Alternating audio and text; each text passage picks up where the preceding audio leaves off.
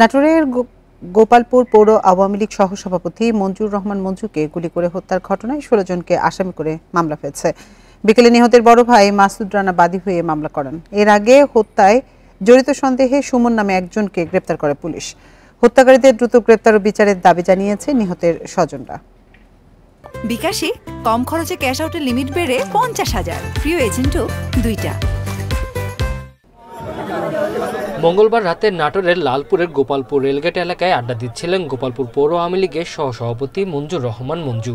এ সময় 3টি মোটরসাইকেলে কয়েকজন দুর্বৃত্ত এসে তার মাথায় ও পেটে গুলি করে পালিয়ে যায়। স্থানীয়রা তাকে উদ্ধার করে একটি বেসরকারি হাসপাতালে নিয়ে গেলে চিকিৎসক মঞ্জুকে মৃত ঘোষণা করেন। মঞ্জুরের মৃত্যুতে কান্নায় ভেঙে পড়েন স্বজনরা। স্থানীয় চিহ্নিত সন্ত্রাসীরা তাকে হত্যা করেছে জানিয়ে দ্রুত গ্রেফতার ও বিচারের দাবি জানান। শিশু সন্ত্রাসী, মাদক ব্যবসায়িক টুমন এবং স্বপন আরও অনেকেই ছিল। তারা যেভাবে নৃশংসভাবে আমার ভাইকে হত্যা করেছে, এই হত্যার বিচার আমি চাই আমার ভাইয়ের খুনিদের।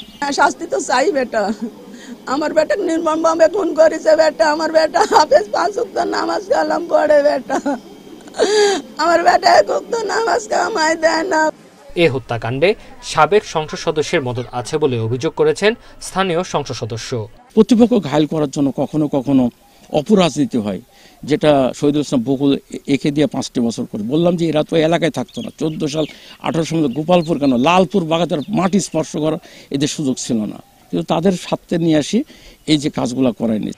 এরই মাঝে ঘটনাস্থল পরিদর্শন করেছে পুলিশ, জানিয়েছে তদন্ত ও অভিযান চলছে।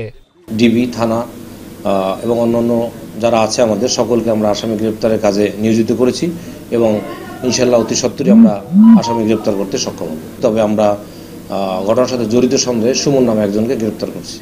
নিহত মঞ্জুর রহমান মঞ্জু যুবলীগ কর্মী জাহারুল হত্যা মামলার প্রধান আসামি ছিলেন।